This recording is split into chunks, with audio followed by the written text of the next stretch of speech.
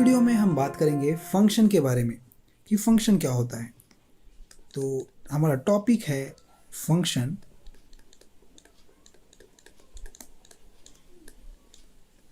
Function इसमें अगर हम देखें तो function is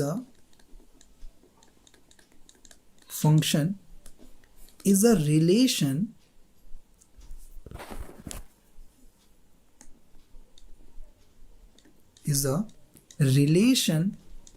in which each element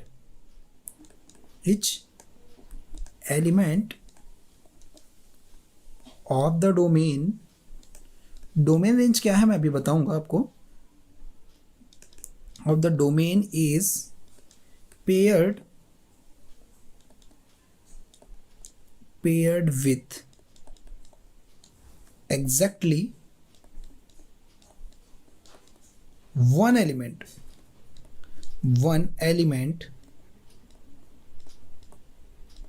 of the range भी क्या है ये भी मैं आपको बताऊंगा अभी। ठीक है, ये एक डेफिनेशन है, या एक और हम डेफिनेशन इसको कह सकते हैं। इसका एक और definition, a function is a relationship between two quantities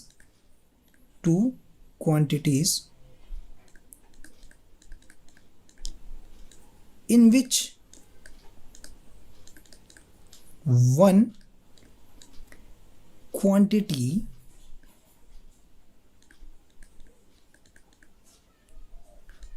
quantity depends on the other। इससे आपको क्या समझ आया? The function is a relation in which each element of the domain is paired with the exactly one element of the range। यानी कि अगर हम एक सेट लेते हैं A, उसके एक एलिमेंट जो है या और भी एलिमेंट्स हो सकते हैं, वो रेंज के यानी कि जो दूसरे सेट है जिस पे हमको फंक्शन बनाना है उसमें ओनली एक ही एलिमेंट के साथ पेयर बनना चाहिए। ठीक है, तो वो फंक्शन होता है। या हम कह सकते हैं function is a relationship between the two quantities in which the one quantity depends on other. यानी कि एक क्वांटिटी पे दूसरा क्वांटिटी जो है वो डिपेंड्स कर रहा है। ठीक है, तो उसे हम फंक्शन कहते हैं। अभी मैं और अच्छे से इसको डीपली समझा रहा हूं मैं। ठीक है, अ फंक्शन किस तरह का हो सकता है? A function is many to one, यानी कि एक सेट के बहुत सारे एलिमेंट का दूसरे सेट के एक एलिमेंट के साथ, ठीक है, फंक्शन डिफाइन हो सकता है। और sometimes one two one means एक सेट का दूसरे सेट के साथ एक एक एलिमेंट का रिलेशन होगा। ठीक है, इसे हम फंक्शन कहते हैं। ओके अब देखते हैं कि फंक्शन आखिर होता क्या है। फंक्शन आखिर क्या होता है ये हम देखते हैं। तो देखें अगर, तो यहां मैं जैसे एक डायग्राम बना रहा हूं, इस तरह से मैंने यहां पर बना लिया, इस तरह से। ये आपका A है, ये आपका B है। ठीक है, इसमें फंक्शन डिफाइन हो रहा है। ठीक है, या इस तरह से, एक मिनट, इस डायग्राम को मैं ऐसे ही बता सकता हूँ। देखिए, ये एक हो गया, ये दूसरा हो गया। ठीक है, ये A है, ये आपका B है। इसमें आपका element x1, x2, x3, x4 ये सारे एलिमेंट मैंने दे दिया। इधर मैं लिख देता हूँ y1, y2, y3, y4। ठीक है, यानी कि इधर फंक्शन बनता है आपका। ठीक है, अब इसका इसके साथ फंक्शन डिफाइन हो रहा है, इसका इसके साथ डिफाइन हो रहा है, इसका इसके साथ फंक्शन डिफाइन हो रहा है, और इसका इसके साथ फंक्शन डिफाइन हो रहा है। ठीक है, ये कुछ इस तरह से ये फंक्शन यहाँ पर डिफाइन हुआ। ओके, ये आपका फंक्शन एफ है। इसका मतलब क्या है, ये आपका 1 to 1 है। 1 to 1 मीन्स सेट ए के एक एलिमेंट का सेट बी के एक ही एलिमेंट के साथ, यूनिक एलिमेंट के साथ फंक्शन डिफाइन हो रहा है। देखिए x1 का फंक्शन डिफाइन हुआ यहाँ पर y1 के साथ, x2 का y2 के साथ, x3 का y3 के साथ, x4 का y4 के साथ। यानी कि एक एक एलिमेंट का एक एक एलिमेंट बी के एक एक एलिमेंट के साथ फंक्शन डिफाइन हो रहा है। ठीक है, अगर मैं यहाँ पर अब कहता हूँ एक सेट मैंने बनाया यहाँ पर, ये कुछ इस तरह का भी हो सकता है। ये ए लिखा मैंने, ये बी लिखा, इसमें वही एलिमेंट लिखा x1 x2 x3 x4। यहाँ मैंने लिखा y1 y2 y3 y4 इस तरह से। ठीक है, अब मैं यहाँ क्या बता रहा हूँ, देखिए x1 का y1 के साथ डिफाइन हुआ, x2 का y2 के साथ हुआ, x3 का y3 के साथ हुआ, x4 का भी y3 के साथ अगर हो जाता है। ठीक है, ऐसा हो सकता है आपका। ठीक है, ये फंक्शन f डिफाइंड हुआ यहाँ पर। ठीक है, मीन्स यहाँ पर आपको क्या बताना चाह रहे हैं कि x के किसी दो एलिमेंट का एक इमेज भी हो सकता है। अरे बात समझ में, देखो सेट ए जो है उसके x1 x2 x3 x4 elements हैं। इसमें x1 x2 का तो एक एक इमेज है। ठीक है, एक एक एलिमेंट के साथ फंक्शन डिफाइन हुआ है, लेकिन x3 और x4 का, इन दोनों का एक इमेज मिल रहा है, y3 में हमको मिल रहा है। ठीक है, तो इसे हम क्या कहेंगे, इधर से मैनी, इधर से 2 है, इधर से 1 है। ठीक है, इसको हम कहते थे 1 to 1। अब यहाँ क्या होगा, 2 to 1 होगा। इसको हम कहते हैं मैनी टू 1। आई बात समझ में, मैनी टू 1 इसे हम कहते हैं। ओके, ये आपका मैनी टू 1 हो गया। यहाँ के ज़्यादा एलिमेंट्स रहेंगे और यहाँ के एक एलिमेंट के साथ अगर फंक्शन डिफाइन होता है, उसका यूनिक इमेज अगर मिलता है, कोई भी 2 या 3 या 4 कितने भी एलिमेंट्स का, 10 एलिमेंट का, जितने भी एलिमेंट्स का। ठीक है, 1 एलिमेंट का मिल रहा है 1 to 1 होगा, 2 एलिमेंट्स का 2 to 1 होगा, 3 एलिमेंट्स का अगर एक इमेज मिलता है तो 3 to 1 होगा, 10 एलिमेंट्स का अगर मिलता है तो 10 to 1। इस तरह से यहाँ पर मैपिंग होता है या फंक्शन डिफाइन होता है। ठीक है, तो ये आपके फंक्शन हो गए। ये आपका फंक्शन है, f is a function from a to b, इस तरह से हम लिखते हैं। ये भी है आपका f is a function from a to b। ठीक है, तो अलग अलग तरीके से दो फंक्शन यहाँ पर दिखाई दिए आपको। अगर कुछ इस तरह से अगर हो आपके पास, अच्छा इसको मैं लिखता हूँ, y1 की वैल्यू क्या आ जाएगी, f x1 आ गई इस डायग्राम के हिसाब से अगर लें तो। ठीक है, y2 की वैल्यू f x2 आ गई, y3 की वैल्यू f x3 आ गई, एंड y4 की वैल्यू f x4 आ गई।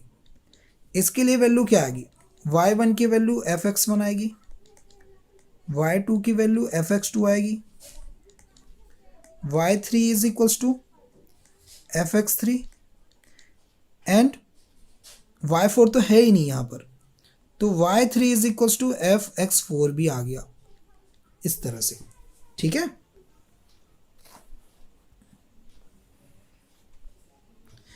अब एक चीज मैं डायग्राम यहां बना रहा हूं, क्या ये फंक्शन होगा,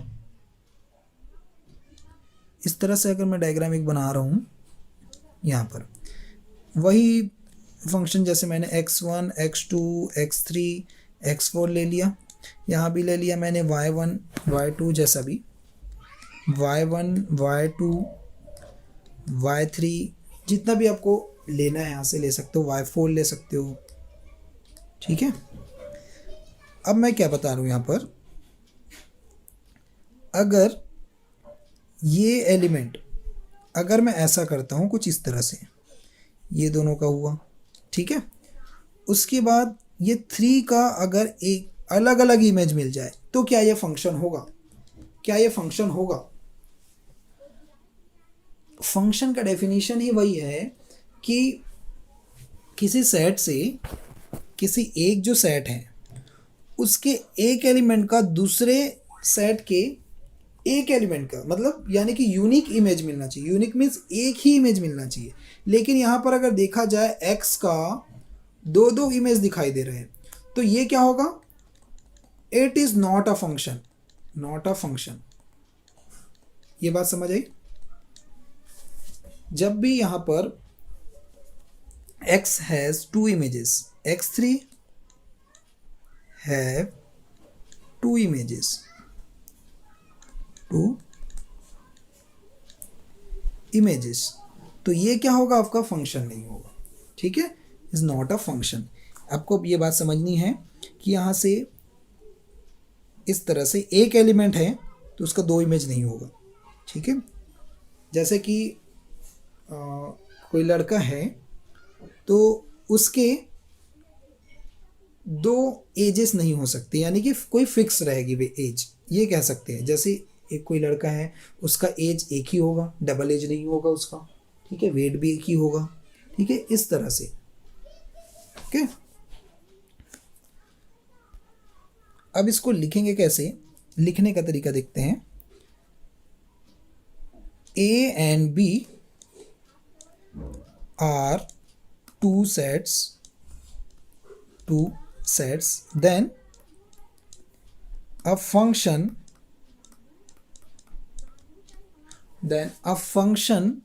a to b is a set of ordered pair। ordered pair के फॉर्म में होता है ये, क्योंकि कहा जाए अगर, जैसे कि मैं लिख रहा हूँ x और इधर आपको क्या मिलता है? fx मिलता है, इस तरह से। तो ये क्या बना? आपका ऑर्डर पेयर। ठीक है, ये डोमेन के अंदर होता है, ये रेंज के अंदर होता है, तो इस तरह से आपको मिलता है। ठीक है, तो ऑर्डर्ड पेयर इन ए क्रॉस बी। ए क्रॉस बी मीन्स मैंने पहले बताया था आपको कार्टेशियन प्रोडक्ट वाले वीडियो में, जिसमें कार्टेशियन प्रोडक्ट में आपको ऑर्डर पेयर मिलते हैं। ठीक है, such that for each x belongs to a, x कोई है जो a में बिलोंग कर रहे हैं, तो क्या होगा? देयर एग्जिस्ट अ यूनिक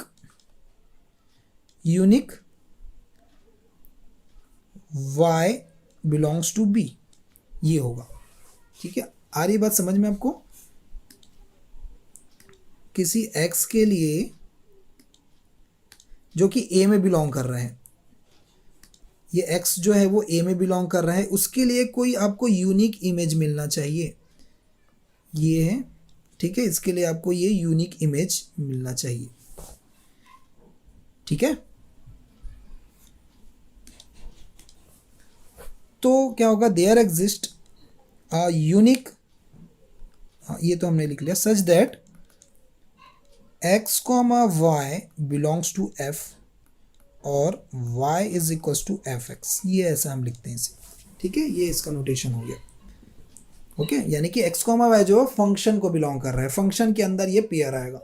ठीक है, ऑर्डर पेयर जो होता है फंक्शन के अंदर आएगा। ये क्लियर हुई बात?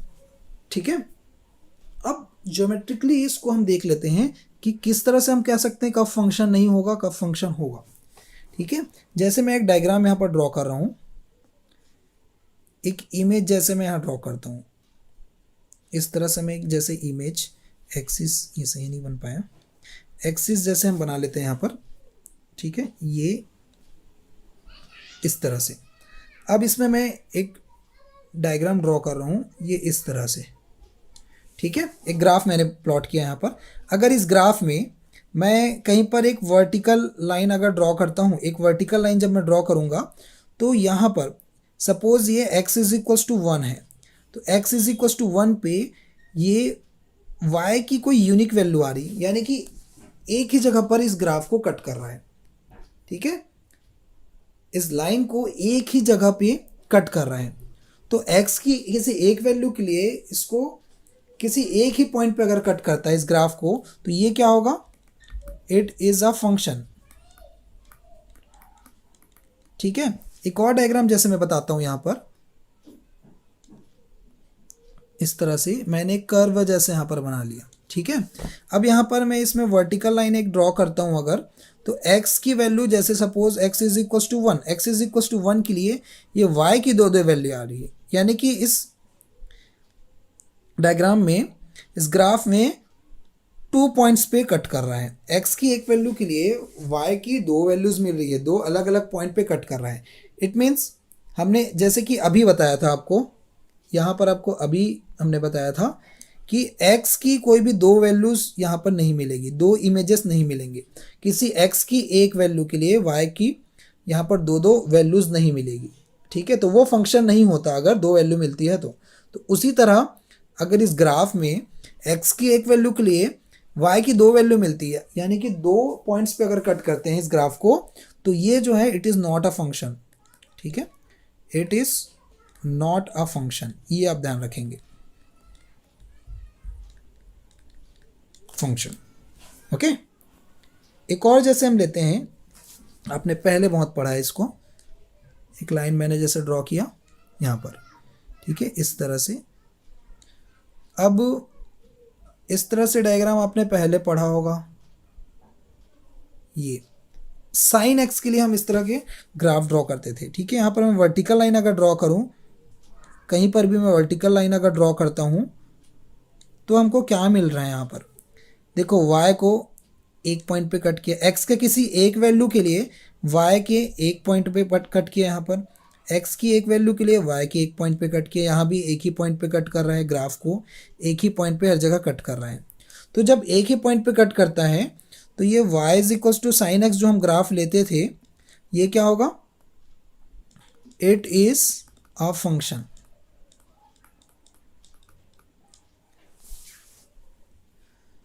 For value of x, for value of x, unique value, it has unique value of y। ठीक है, value of x, it has a unique value of y। ठीक है, यानी कि x की एक वैल्यू के लिए, ठीक है, कोई एक यूनिक वैल्यू हमको मिल रहा है y की, इसलिए ये क्या होगा, आपका फंक्शन होगा। ठीक है, ये फंक्शन आपको क्लियर हो गया कि किस तरह से फंक्शन को हम बताते हैं। ठीक है, इसके बाद अगर हम देखें तो डोमेन और रेंज की बात करते हैं हम, domain, range and codomain. Domain, range and codomain, ये क्या क्या होता है फंक्शन के अंदर, इसे हम देखेंगे। ठीक है, तो सपोज एग्जांपल से देखते हैं इसको, let a is equals to 1 2 3 4, ये हमारे पास है, और b इज इक्वल्स टू अगर हमारे पास है 1 4 9 16 25, ये हमारे पास अगर है। ठीक है, फंक्शन डिफाइन, अब फंक्शन कैसे डिफाइन हो रहा है, फंक्शन डिफाइंड एज, फंक्शन को हम क्या ले रहे हैं, y is equals to x square ले रहे हैं, यानी कि x का जब स्क्वायर कर रहे हैं तो y की वैल्यू आ रही है, इस तरह का हम फंक्शन ले रहे हैं। तब यहाँ पर क्या होगा, जैसे मैं ग्राफ ड्रॉ करता हूँ, तो यहाँ डोमेन और रेंज हम देखते हैं कि एक्चुअल में डोमेन क्या होता है और रेंज क्या होता है, ये हम देखेंगे। ठीक है, ये इस तरह से, तो यहाँ वैल्यूज़ क्या क्या हैं, 1 2 3 4, यहाँ क्या क्या वैल्यू है, 1 4 9 16 25, ये सारी वैल्यूज़ हैं। ओके, तो इसका फंक्शन कैसे बन रहा है ये देखते हैं। ठीक है, 1 स्क्वायर कितना होता है, 1 होता है, तो यहाँ पर फंक्शन डिफाइन हो रहा है f फंक्शन। ठीक है, अच्छा ये ध्यान रखेंगे, ये a है ये b है। 2 स्क्वायर 4 होता है, ठीक है, 3 स्क्वायर 9 होता है, 4 स्क्वायर 16 होता है। तो ये हमारे पास ये 1 1 फंक्शन बना, ठीक है। यहाँ पर ये एक छूटा हुआ है, इसको मैं अभी नहीं बता रहा हूँ। 1 1 ऑन 2 क्या होता है ये मैं नेक्स्ट लेक्चर में आपको बताऊंगा, ठीक है। तो देखते हैं यहाँ पर किस तरह से। अब यहाँ पर फंक्शन बना, यहाँ पर एक वैल्यू छूट गई, ठीक है, एक वैल्यू यहाँ पर छूट गई। तो यहाँ आप ध्यान देंगे कि हमेशा फंक्शन कब होता है कि सेट ए में जितने एलिमेंट्स है सबका एक यूनिक इमेज होना चाहिए, कोई भी यहाँ पर छूटना नहीं चाहिए, ठीक है।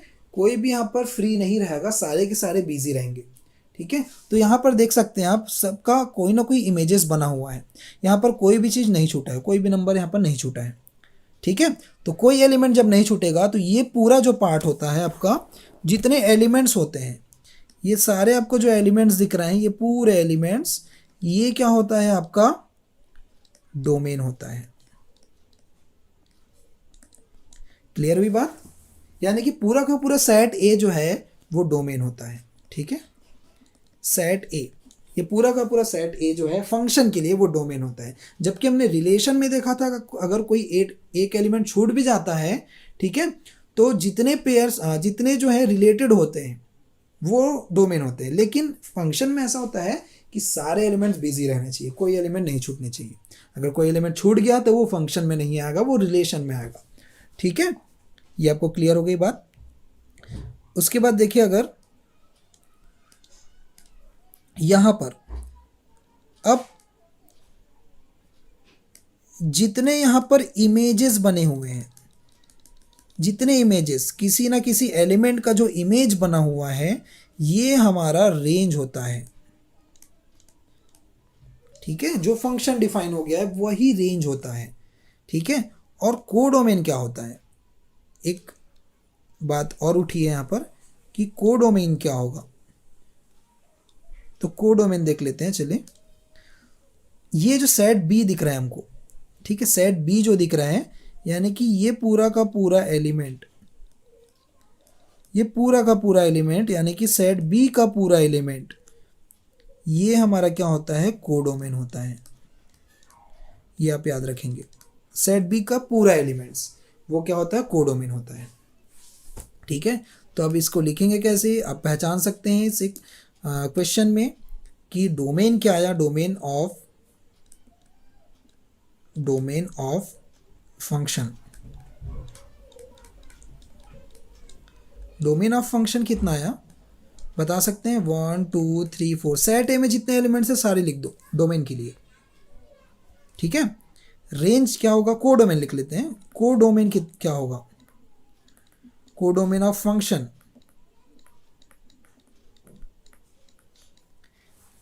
इज इक्वल्स टू कितना होगा?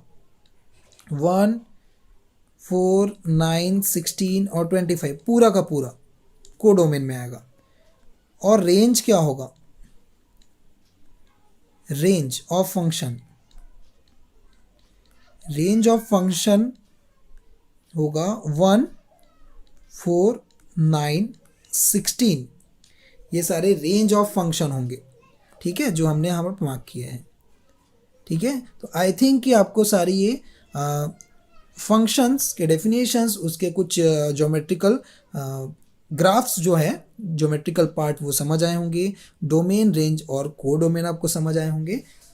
तो इस वीडियो में इतनी। हम नेक्स्ट वीडियो में टाइप्स ऑफ फंक्शन देखेंगे जो कि बहुत ही इंपॉर्टेंट है, उससे क्वेश्चंस पूछे जाते हैं और इस फंक्शन से भी क्वेश्चन पूछे जाते हैं। तो ये सारी चीज़ें आप बहुत ही अच्छे से कीजिए।